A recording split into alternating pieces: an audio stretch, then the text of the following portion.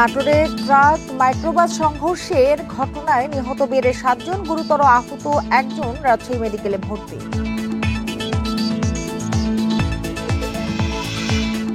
স্বাস্থ্য উপদেষ্টার নিয়োগ ডক্টর ইউনূসের স্বজনপ্রীতির উদাহরণ। অভিযোগ এনসিপির হাসনাতের পদত্যাগের আহ্বান।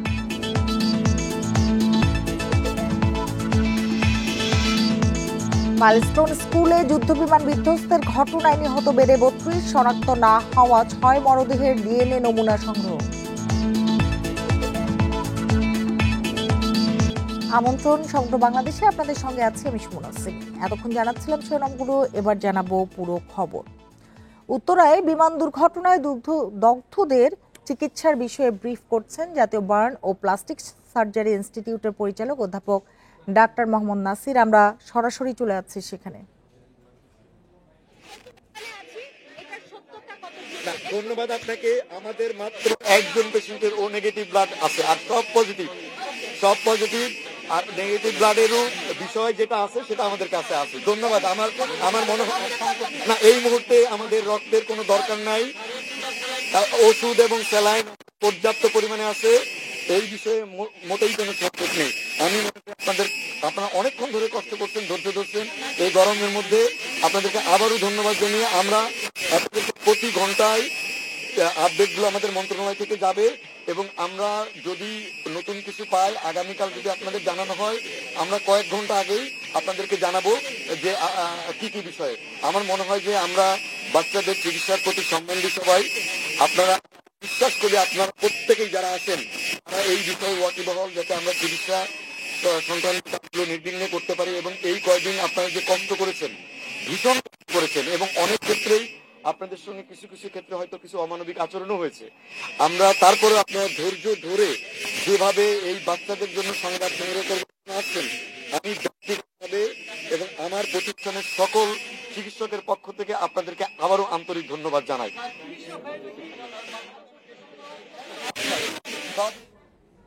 বার্ন ইনস্টিটিউটের পরিচালক অধ্যাপক ডাক্তার মোহাম্মদ নাসির কথা বলছিলেন, আমরা এতক্ষণ সেখানেই ছিলাম।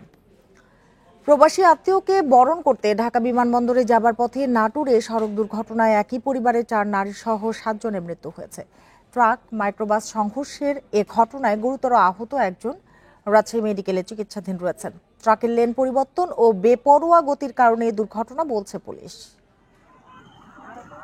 প্রবাসী আত্মীয়কে অভ্যর্থনা জানাতে কুষ্টিয়া থেকে মাইক্রোবাসে ঢাকা বিমানবন্দরে যাচ্ছিলেন পরিবারের সদস্যরা। বনপাড়া হাটিকুমরুল মহাসড়কের তরমুজ পাম্প এলাকায় একটি ট্রাক লেন পরিবর্তন করলে তাদের মাইক্রোবাসের সাথে মুখোমুখি সংঘর্ষ হয়। এতে ঘটনাস্থলেই 5 জন নিহত হন। গুরুদাসপুর একটি ইউনিট এসে এখানে রেস্কিউ কাজ শুরু করে। অবস্থার ভয়াবহতা দেখে পার্শ্ববর্তী যে বনপাড়া আমাদের ফায়ার স্ট্যান্ড ছিল তারাও একটি ইউনিটে এখানে কাজ করে, এবং আমি নাটোর থেকে খুব দ্রুত এখানে এসে ঘটনাস্থলে আমরা উপলব্ধি করি এবং খুব শর্ট টাইমের মধ্যে আমরা ভিকটিমগুলোকে উদ্ধার করতে আমরা সক্ষম হয়েছি।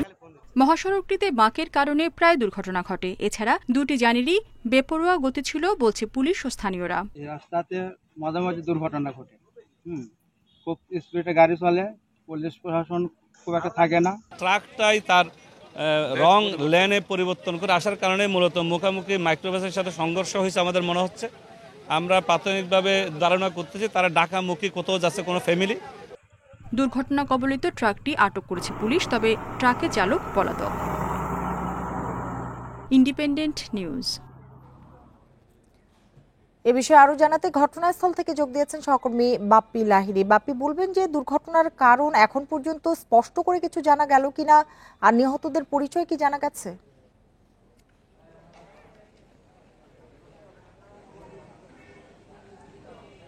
আজকে সকালে যে বড়াইগ্রামে বনপাড়া হাটিকুমরুল মহাসড়কের দুর্ঘটনা ঘটে, এই ঘটনা কিন্তু এখন পর্যন্ত আমরা সর্বশেষ তথ্য যেটা পেয়েছি যে এই মাইক্রোবাসটিতে যে 8 জন ছিল, চালক সহ 8 জন, সেই 8 জনই কিন্তু নিহত হয়েছে। এর মধ্যে 6 জনের মরদেহ এই বনপাড়া হাইওয়ে থানাতে পুলিশের হেফাজতে রয়েছে, এবং বাকি 2 জন যে রাজশাহী মেডিকেল কলেজ হাসপাতালে চিকিৎসাধীন অবস্থায় মারা গেছে, তাদের মরদেহটি ওখানকার আইনি প্রক্রিয়া শেষে কিন্তু আসলে এখানে নিয়ে আসা হবে বলে এখানকার পুলিশ কর্মকর্তারা আমাদেরকে জানিয়েছেন। আর সর্বশেষ যেটা আমরা জেনেছি যে এই কুষ্টিয়া থেকে যে পরিবারের তাদের আত্মীয় স্বজনরা যে ঢাকা অভিমুখে যাচ্ছিলেন এই গাড়িটি কিন্তু আসলে ওখানে এই বনপাড়া হাটিকুমরুল মহাসড়কে তরমুজ পাম্প এলাকায় পৌঁছানোর পর বিপরীত মুখ থেকে যে ঢাকা মুখ থেকে নাটোরগামী যে ট্রাকটি সেই ট্রাকটি দুটি গাড়ি আসলে বেপরোয়া ছিল বলে স্থানীয়রা জানিয়েছেন।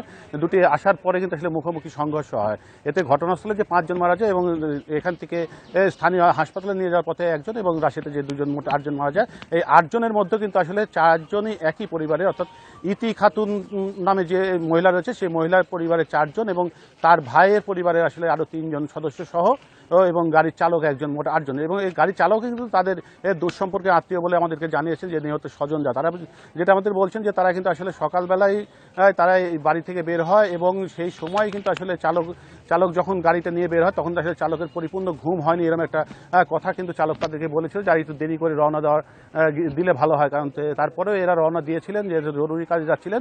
তো এই যে স্বজনরা এবং দুঃসম্পর্কে যে আত্মীয় স্বজন যারা রয়েছে তাদের সাথে আমি কথা বলেছিলাম, তারা বলেছে সম্ভবত যে একে তো বেপরোয়া গাড়ি ছিল, তারপরে আসলে চালকের ঘুম থাকার কারণে কিন্তু এই দুর্ঘটনাটা ঘটে থাকতে পারে। তবে এখন যে নাটোর যে বনপাড়া হাইওয়ে থানাতে যে মরদেহগুলো রয়েছে সেই মরদেহগুলোর আইনি প্রক্রিয়া শেষ হয়েছে, আর কিছুক্ষণের মধ্যে হয়তো বা স্বজনদের কাছে হস্তান্তর করা হবে। এরপরে কিন্তু এই মরদেহগুলো তাদের স্বজনদের নিয়ে কুষ্টিয়া যে ধর্মতলা এবং যে মেহেরপুর গাংনী এলাকায় যে বাড়ি তাদের সেখানে নিয়ে যাওয়া হবে। সেখানে আসলে তাদের শেষ কাজগুলো মানে দাফনের কাজগুলো সম্পন্ন করা হবে বলে আমাদেরকে তাদের স্বজনরা জানিয়েছিলেন। বাপি লাহিড়ী, আপনাকে অনেক ধন্যবাদ আমাদের সাথে যোগ দেওয়ার জন্য। স্বাস্থ্য উপদেষ্টার নিয়োগকে ডক্টর ইউনূসের স্বজনপ্রীতির বড় উদাহরণ বলে মন্তব্য করেছেন এনসিপির দক্ষিণাঞ্চলের মুখ্য সংগঠক হাসনাত আব্দুল্লাহ। বেতন ভাতা ফেরত দিয়ে দ্রুত তাকে পদত্যাগের দাবি জানান তিনি। চাঁদপুরে জুলাই পদযাত্রা কর্মসূচি উপলক্ষে পথসভায় এসব কথা বলেন তিনি। এ সময় সন্ত্রাস চাঁদাবাজের বিরুদ্ধে হুঁশিয়ারি দেন এনসিপির নেতারা। পদযাত্রার 23তম দিনে বুধবার সকালে চাঁদপুর সার্কিট হাউসে জুলাই শহীদ পরিবারের সদস্যদের সাথে দেখা করেন এনসিপির নেতারা, সেই সাথে তাদের খোঁজখবর নেন। পরে সাংবাদিকদের সাথে কথা বলেন এনসিপির উত্তরাঞ্চলের মুখ্য সমন্বয়ক সার্জিস আলম। এ সময় অন্তর্বর্তী সরকারের প্রতি জুলাই হত্যাকাণ্ডে জড়িতদের বিচারকে সর্বোচ্চ গুরুত্ব দেওয়ার দাবি জানান তিনি। এই গণহত্যার তাদের দৃশ্যমান বিচার, রায় এবং কার্যকর হওয়ার পূর্ব পর্যন্ত এই বাংলাদেশে অন্তর্বর্তীকালীন সরকার কিংবা বিচার বিভাগের সংশ্লিষ্ট যারা রয়েছে, আসিফ নজরুল স্যার থেকে শুরু করে আমাদের বিচার বিভাগীয় যারা রয়েছে, তারা যেন অন্য কোনো কিছু চিন্তা না করে। পরে সার্কিট হাউস থেকে বাস স্ট্যান্ড অভিমুখে পদযাত্রা করে এনসিপি। সেখানে মুখ্য সমন্বয়ক নাসিরউদ্দিন পাটোয়ারি হুঁশিয়ারি দেন, দেশে সন্ত্রাস চাঁদাবাজের কোনো ঠাঁই হবে না। চাঁদপুরের মধ্যে কোনো আমরা সন্ত্রাসকে প্রশ্রয় দিব না। চাঁদপুরের মধ্যে আমরা কোনো বালু দখলদারিত্বদেরকে প্রশ্রয় দিব না। পরে রাজধানীর মাইলস্টোন স্কুলে বিমান বিধ্বস্তে হতাহতদের স্মরণে শোক র্যালি বের করা হয়। শেখ হাসিনার আমলে বিমান খাতে অনিয়ম দুর্নীতি তদন্তের জোর দাবি জানান এনসিপি নেতা হাসনাত আব্দুল্লাহ। সেই সাথে স্বাস্থ্য উপদেষ্টাকে ব্যর্থতার দায়ে সরে যেতে বলেন।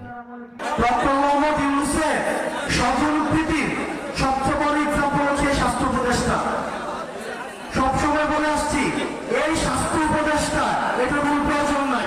ওনার একমাত্র যোগ্যতা, উনি গ্রামীণ ব্যাংকে ছিল এবং ডক্টর মোহাম্মদ ইউনূসের উনি হচ্ছেন খুব কাছের মানুষ। চাঁদপুরের পর এনসিপির জুলাই পদযাত্রার কর্মসূচি কুমিল্লায়। Tanzil Hasnat, Independent News. উত্তরায় মাইলস্টোন স্কুলে যুদ্ধবিমান বিধ্বস্তের ঘটনায় বোন নাজিয়ার পর এবার মৃত্যু হলো তার ভাই নাফিরও। এ নিয়ে দুর্ঘটনায় প্রাণহানি বেড়ে দাঁড়িয়েছে 32 জনে। সোমবার গুরুতর দগ্ধ হওয়ার পর রাজধানীর জাতীয় বার্ন ও প্লাস্টিক সার্জারি ইনস্টিটিউটের আইসিইউতে চিকিৎসাধীন ছিল প্রথম শ্রেণীর শিক্ষার্থী নাফি। মঙ্গলবার রাত 12:15টার দিকে মৃত্যু হয় তার। চিকিৎসকরা জানান তার শরীরের 95%ই দগ্ধ হয়েছিল। এর আগে সোমবার রাতে মারা যায় তার বড় বোন তৃতীয় শ্রেণীর ছাত্রী নাজিয়া। তার শরীরেরও প্রায় 90% দগ্ধ ছিল। সোমবার দুপুরে রাজধানীর উত্তরায় মাইলস্টোন স্কুল অ্যান্ড কলেজের ভবনে একটি যুদ্ধ বিমান বিধ্বস্তে এই হতাহতের ঘটনা ঘটে।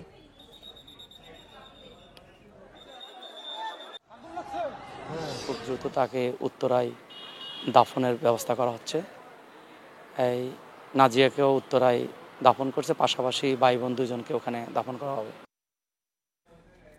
উত্তরায় মাইলস্টোন স্কুল অ্যান্ড কলেজে বিমান বিধ্বস্তের ঘটনায় শনাক্ত না হওয়া 6টি মরদেহের ডিএনএ নমুনা সংগ্রহ করা হয়েছে। নিখোঁজদের সন্ধানে মালিবাগ সিআইডি ভবনে যোগাযোগ ও স্যাম্পল দেওয়ার অনুরোধ জানিয়েছে স্বাস্থ্য মন্ত্রণালয়। রাতে এক বিজ্ঞপ্তিতে এসব তথ্য জানানো হয়। বিজ্ঞপ্তিতে বলা হয়েছে, সিএমএইচ এর মর্গে রাখা হয়েছে শনাক্ত না হওয়া 6টি মরদেহ। সেখান থেকে এরই মধ্যে বিশেষজ্ঞরা ডিএনএ অ্যানালাইসিসের জন্য নমুনা সংগ্রহ করেছেন। অতি দ্রুত সিআইডি ল্যাবরেটরিতে ডিএনএ প্রোফাইলিং করা হবে।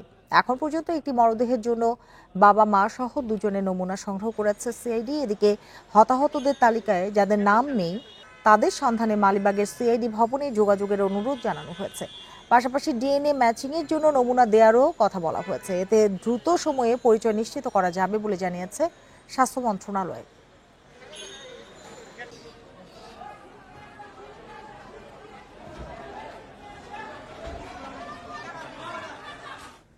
উত্তরায় বিমান বিধ্বস্তে দগ্ধদের চিকিৎসার বিষয়ে বার্ন ইনস্টিটিউটে বৈঠক করেছেন সিঙ্গাপুরের বিশেষজ্ঞ চিকিৎসক দল। দলটির নেতৃত্ব দিচ্ছেন সিঙ্গাপুর জেনারেল হাসপাতালের সিনিয়র কনসালটেন্ট চং সি জ্যাক।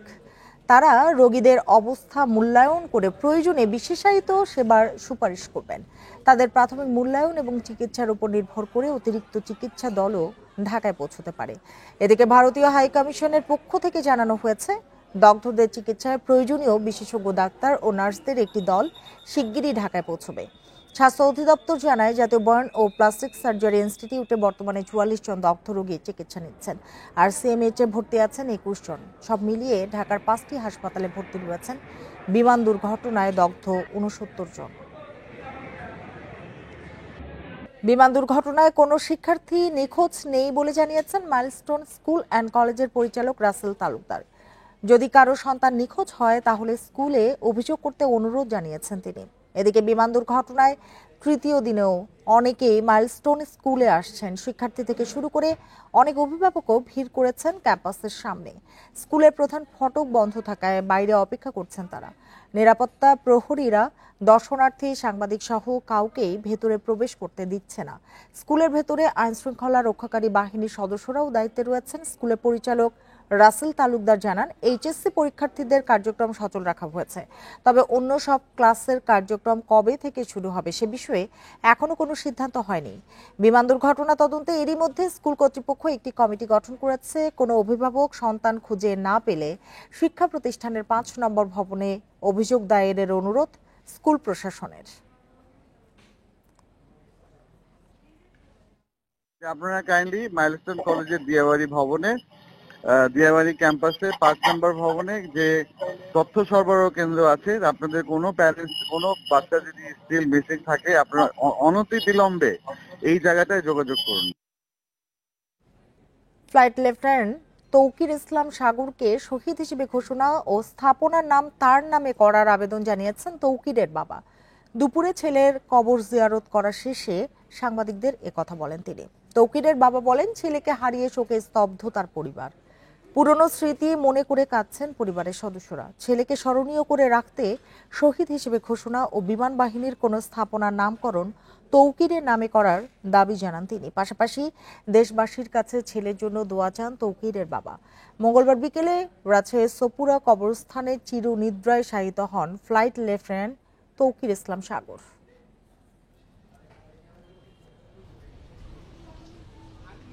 চাই আমার ছেলেকে বিমান বাহিনী বাংলাদেশের তরফ থেকে শহীদ খেতাব দিয়ে তার নামে যে কোনো একটা গেট বা কোনো বেজ এরকম তার স্মৃতি হিসাবে লেখনীতে থাক, ইতিহাসের পাতায় বিমান। পদত্যাগের অভিপ্রায় নেই, সরকার যেতে বললে চলে যাওয়ার সিদ্ধান্ত নেবেন বলে জানিয়েছেন শিক্ষা উপদেষ্টা CR আবরার। দুপুরে সচিবালয়ে সাংবাদিকদের কাছে এসব কথা বলেন তিনি। শিক্ষা উপদেষ্টা বলেন, মন্ত্রণালয়ের কাজে কোনো ব্যত্যয় ঘটেনি, তাই পদত্যাগের কোনো পরিকল্পনা নেই। এ সময় তিনি আরো বলেন, সরকারের উচ্চ পর্যায় থেকে শিক্ষা সচিবকে অপসারণ করা হয়েছে। পরে এইচএসসি পরীক্ষা প্রসঙ্গে তিনি বলেন, স্থগিত হওয়া পরীক্ষার তারিখ জানিয়ে দেওয়া হবে। এ সময় বিমান দুর্ঘটনা প্রসঙ্গে বলেন, লোকালয়ে বিমান প্রশিক্ষণের বিষয়টি পুনর্বিবেচনা করা উচিত। হতাহত ছাত্রছাত্রীদের তালিকা শিক্ষার্থীদের কাছে দিতে মাইলস্টোন কর্তৃপক্ষকে নির্দেশ দেওয়া হয়েছে। শিক্ষার্থীদের 6 দফা দাবি যৌক্তিক, পর্যায়ক্রমে মেনে নেওয়া হবে বলেও জানান শিক্ষা উপদেষ্টা। আমি নিজের থেকে করার কোনো অভিপ্রায় নেই, কারণ আমি এখানে আমার কাজের কোনো এখানে ব্যত্যয় হয়েছে বলে আমি মনে করি না। আপনাদেরকে আমি ঘটনা পরম্পরায় আপনাদেরকে জানালাম, আপনারা সেটা বিবেচনা করবেন, সেটা ঠিক কি ঠিক আমার মনে হয় না। আর যদি আমার তো নিয়োগকর্তাও রয়েছেন, তারাও যদি এখানে মনে করেন যে এখানে ব্যত্যয় ঘটেছিল, তো আমাকে যেতে বললে আমি অবশ্যই চলে যাব। আমার কোনো এখানে আঁকড়ে ধরার, নিজেকে জাস্টিফাই করার কোনো কিছু নয়।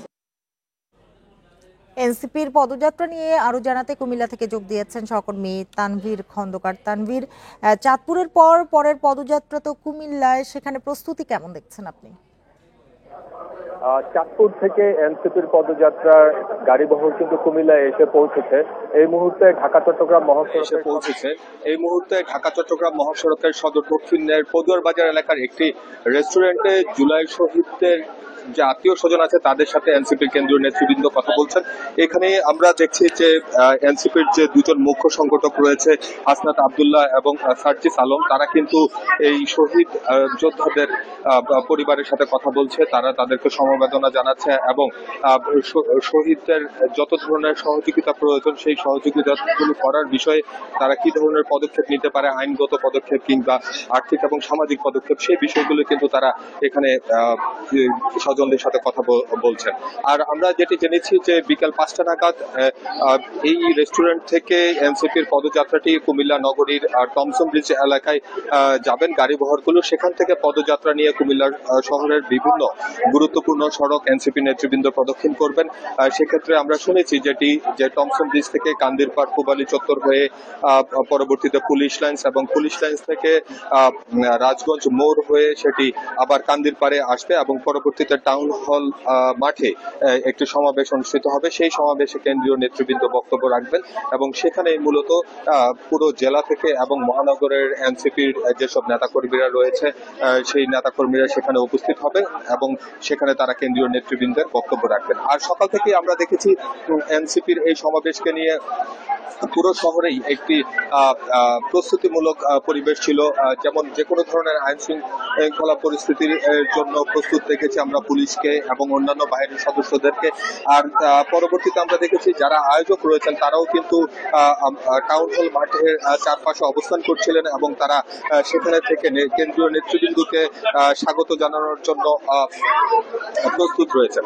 আরেকটি বিষয় আমি জানিয়ে রাখি, যেহেতু মাইলস্টোন ট্র্যাজেডি ঘটেছে, সেই ঘটনাকে কেন্দ্র করে এই পদযাত্রা কিন্তু একটি শোকাবহ পদযাত্রায় পরিণত হচ্ছে বলে আমাদেরকে আয়োজকরা জানিয়েছেন। কারণ সবাই বলেছেন যে যেহেতু মাইলস্টোন অনেকে নিহত হয়েছেন এবং অনেকে আহত হয়েছেন, সেই তাদের প্রতি আসলে সমবেদনা জানিয়ে এই পদযাত্রাটিকে তারা শোকাবহ পদযাত্রা হিসেবে উল্লেখ করেই আজকের কর্মসূচি শুরু করবেন এবং টমসন ব্রিজ থেকে শুরু হয়ে সেই পদযাত্রা এবং সমাবেশটি কুমিল্লা টাউন হলে গিয়ে শেষ হবে। তো এই ছিল মূলত আমার কাছে এনসিপির পদযাত্রার সর্বশেষ খবর। তানভীর, আপনাকে অনেক ধন্যবাদ আমাদের সাথে যোগ দেওয়ার জন্য। এবার জুলাই অভ্যুত্থান নিয়ে প্রতিবেদন।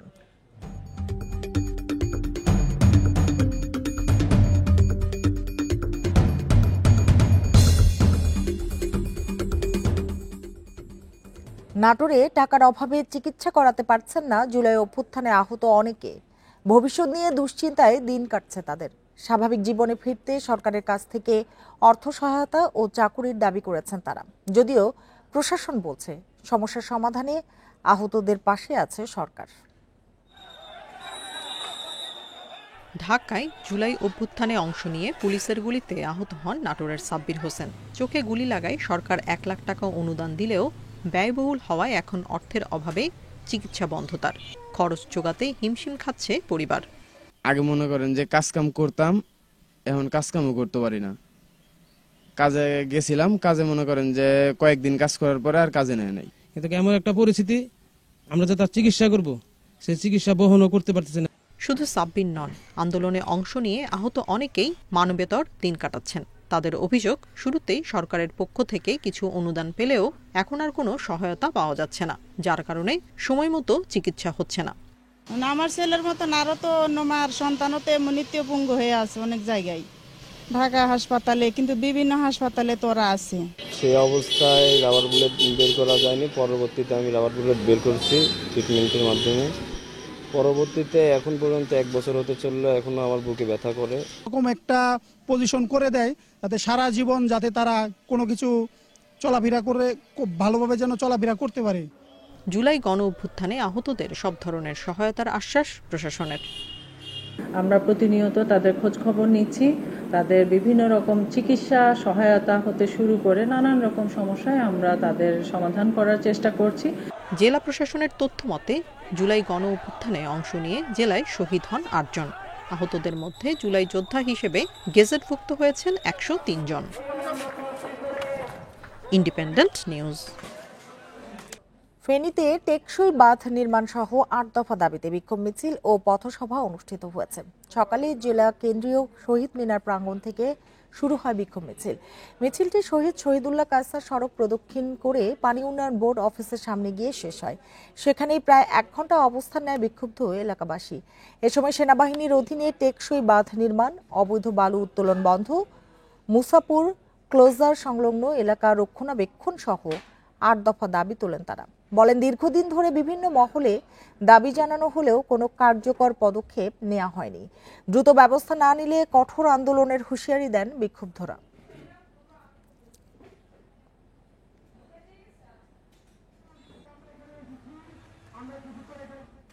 উজানের ঢল কমে আসায় ফেনীর মুহুরী, কহুয়া ও সিলোনিয়া নদীর পানি বিপদসীমার নিচ দিয়ে প্রবাহিত হচ্ছে। এর জেরে প্লাবিত 10 গ্রাম থেকে পানি নেমেছে। পানি নামার সাথে সাথে ফুটে উঠেছে ক্ষয়ক্ষতির চিত্র। নষ্ট হয়েছে গ্রামের মানুষের ঘরবাড়ি, আসবাবপত্র ও ফসলি জমি। ভেঙে গেছে রাস্তাঘাট, ভেসে গেছে পুকুরের মাছ। এতে চরম দুর্ভোগে রয়েছে স্থানীয়রা। পানি উন্নয়ন বোর্ড জানিয়েছে, ভারতের উজান থেকে নেমে আসা ঢলে 8 জুলাই থেকে পরশুরাম ও ফুলগাজী উপজেলায় 3টি নদীর বন্যা নিয়ন্ত্রণ বাঁধের 41টি স্থানে ভেঙে যায়। এর মধ্যে 6টি ভাঙন স্থানে মেরামত কাজ শেষ হয়েছে, 28টি স্থানে কাজ চলমান রয়েছে। তবে 21 জুলাই ফের নদীর পানি দ্রুত গতিতে বাড়তে শুরু করে। এতে একাধিক ভাঙন স্থান দিয়ে পানি ঢুকে নিম্নাঞ্চল প্লাবিত হয়।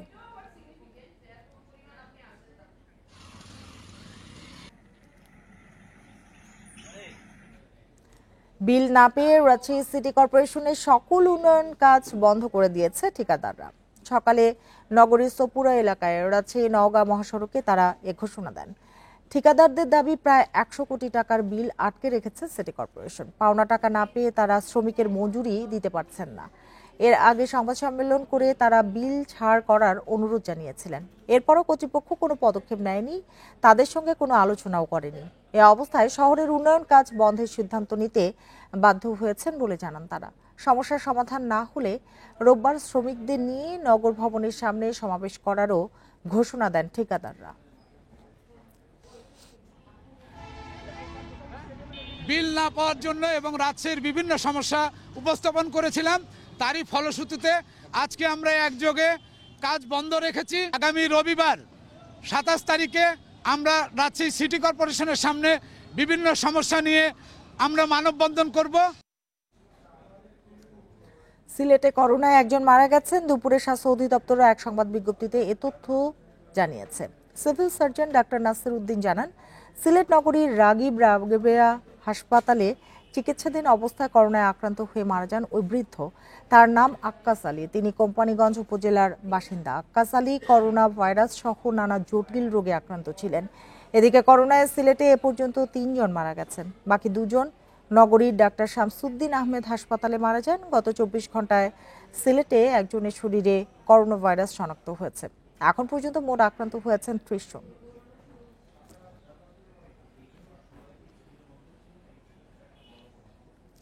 বঙ্গোপসাগরে ইঞ্জিন বিকল হয়ে 4 দিন ধরে ভাসতে থাকা 18 জেলে উদ্ধার করেছে নৌবাহিনী। মঙ্গলবার উদ্ধারের পর তাদের কুতুবদিয়া এলাকায় নিয়ে আসা হয়েছে।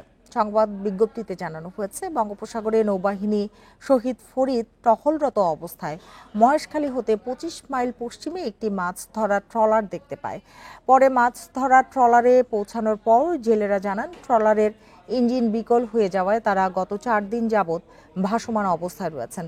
এরপর নৌবাহিনীর সদস্যরা ট্রলারটি ওই স্থান হতে বিশেষ ব্যবস্থাপনায় টেনে নিয়ে কুতুবদিয়া সংলগ্ন এলাকায় নিয়ে আসেন। ট্রলারে থাকা 18 জন জেলেই বর্তমানে সুস্থ রয়েছেন। ট্রলারটি ভোলা জেলার মনপুরা এলাকা হতে মাছ শিকারের উদ্দেশ্যে সমুদ্রে এসেছিল।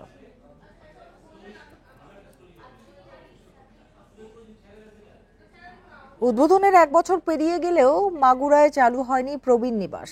ভবন থাকে তালাবদ্ধ, অত্যাধুনিক আসবাব পড়ে আছে অব্যবহৃত অবস্থায়। প্রবীণদের স্বাস্থ্যসেবা নিশ্চিত করতে কোটি টাকা খরচে কেনা ফিজিওথেরাপি মেশিনও কাজে আসছে না। সমাজসেবা কর্মকর্তারা বলছেন, প্রকল্পের কাজ শেষে বুঝিয়ে দেওয়া হয়েছে কর্তৃপক্ষকে। প্রবীণ, এতিম ও বিশেষ চাহিদা সম্পন্ন ব্যক্তিদের জন্য মাগুরায় নির্মাণ করা হয়েছে প্রবীণ নিবাস ও এতিমখানা ভবন। প্রকল্পের কাজ শেষ হয় 2024 সালের জুনে। সমাজসেবা অধিদপ্তর ও প্রফুল্ল প্রতিভা ট্রাস্ট বাস্তবায়ন করেছে প্রকল্পটি, কিন্তু উদ্বোধনের পর এটি ট্রাস্টকে বুঝিয়ে দেওয়া হলেও এখনও চালু হয়নি। ভবনটিতে আছে 50 জন প্রবীণ এবং 50 জন এতিম শিশুর আবাসনের ব্যবস্থা। তাদের ব্যবহারের জন্য কেনা হয় কোটি টাকার অত্যাধুনিক আসবাব। প্রবীণদের স্বাস্থ্যসেবা নিশ্চিত করতে কোটি টাকা খরচে কেনা হয়েছে ফিজিওথেরাপি মেশিন। অনেক বৃদ্ধ আছে হয়তো এখানে জানে না বা সেইভাবে সঠিকভাবে পরিচালনা করা হয় না, তার কারণেই হয়তো বৃদ্ধরা এখানে পৌঁছাচ্ছে। এত বছর পরে আছে, এই জিনিসটা চালু হোক, এই বৃদ্ধাশ্রম চালু হলে তার ভালো হবে। প্রকল্প পরিচালক জানিয়েছেন, কাজ শেষ হওয়ার পর প্রফুল্ল প্রতিভা ট্রাস্টকে ভবনটি হস্তান্তর করা হয়। এখন তারাই এটি দেখাশোনা করছেন। 40,000 স্কয়ার ফিটের দুটি ভবন, বাউন্ডারি সহ একটি ঘাট বাঁধাই রয়েছে।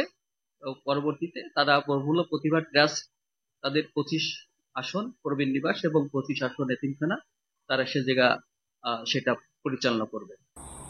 তবে ভবনটি চালুর ক্ষেত্রে নানা সীমাবদ্ধতার কথা জানিয়েছেন ট্রাস্টের চেয়ারম্যান। কাজ চলছে, সরকারি কাজটুকু হয়ে গেছে, কিন্তু আপনি বুঝেন তো, একটা বিল্ডিং হয়ে গেলে সেখানে উঠতে কিছু জিনিস লাগে না? রান্নাঘর তৈরি করতে হয়, তারপরে তার রেলিংটা রয়ে গেছে নিচু, যে প্রতিবন্ধীরা আসবে রেলিংতে পড়ে যাওয়ার মতো, রেলিংটা ঠিক করতে হবে। মাগুরা জেলা সদর থেকে প্রায় 10 কিলোমিটার দূরে প্রফুল্ল প্রতিভা প্রবীণ নিবাস। 40,000 বর্গফুটের দুটি 5তলা ভবন নির্মাণে খরচ হয়েছে 28 কোটি 19 লাখ টাকা। Independent news. গাজীপুরে জয়দেবপুর কমিউটার ট্রেনের ইঞ্জিন লাইনচ্যুত হয়েছে। এ সময় ট্রেন চলাচল সাময়িক বিঘ্নিত হলেও অন্য লাইন দিয়ে ট্রেন চলাচল স্বাভাবিক রয়েছে। দুপুরে জয়দেবপুর রেল জংশনে এ দুর্ঘটনা ঘটে। স্টেশন মাস্টার জানান, দুপুর 1:15টার দিকে ঢাকা থেকে ছেড়ে আসা Joydebpur commuter train signal cross করে স্টেশনে প্রবেশ করে। এ সময় ইঞ্জিনে 4টি চাকা লাইনচ্যুত হয়ে পড়ে, তবে ট্রেনের গতি কম থাকায় বড় ধরনের দুর্ঘটনা ঘটেনি। ট্রেনটি 4 নম্বর লাইনে লাইনচ্যুত হওয়ায় ওই লাইন দিয়ে ট্রেন চলাচল সাময়িক বন্ধ রয়েছে, তবে অন্য লাইন দিয়ে ট্রেন চলাচল স্বাভাবিক রয়েছে। এরই মধ্যে উদ্ধারকারী ট্রেন রওনা হয়েছে। যশোরে পারিবারিক বিরোধের জেরে বোন শারমিন আক্তারকে কুপিয়ে হত্যার অভিযোগ উঠেছে বড় ভাইয়ের বিরুদ্ধে। সকালে সদর উপজেলার সুজালপুর এলাকায় এ ঘটনা ঘটে। পুলিশ জানায়, দীর্ঘদিন ধরে জমি ও পাওনা টাকা নিয়ে খোকনের সাথে বোন শারমিনের বিরোধ চলছিল। এরই জেরে সকালে তাদের মধ্যে কথা কাটাকাটি হয়। এক পর্যায়ে খোকন দা দিয়ে শারমিনের স্বামী শিমুলকে আঘাত করে। এ সময় তাকে বাঁচাতে গিয়ে গুরুতর আহত হন শারমিন। পরে পরিবারের সদস্যরা তাকে উদ্ধার করে যশোর সদর হাসপাতালে নিয়ে গেলে চিকিৎসাধীন অবস্থায় তার মৃত্যু হয়। চট্টগ্রামে আবহাওয়া নিয়ে শিক্ষার্থীদের মধ্যে সচেতনতা বাড়াতে প্রথমবারের মতো যাত্রা শুরু করলো আবহাওয়া ক্লাব। সকালে নগরীর পাহাড়তলির ফিরোজ শাহ সিটি কর্পোরেশনে বালিকা উচ্চ বিদ্যালয়ে এ ক্লাবের উদ্বোধন করা হয়। জার্মান ফেডারেল ফরেন অফিসের অর্থায়নে প্রকল্পটি বাস্তবায়ন করছে ইপসা। প্রকল্পের মাধ্যমে ক্লাবের শিক্ষার্থীরা আবহাওয়ার পূর্বাভাস, জলবায়ু সম্পর্কিত তথ্য ও স্কুলের আশপাশে ঝুঁকিপূর্ণ জনগোষ্ঠীকে সচেতন করতে কাজ করবে। একই সাথে নিজেদের মধ্যে সচেতনতা বাড়াবে তারা। অনুষ্ঠানে চট্টগ্রাম সিটি কর্পোরেশনের প্রধান শিক্ষা কর্মকর্তা কিসিঞ্জার চাকমা সহ ইপসার কর্মকর্তারা উপস্থিত ছিলেন।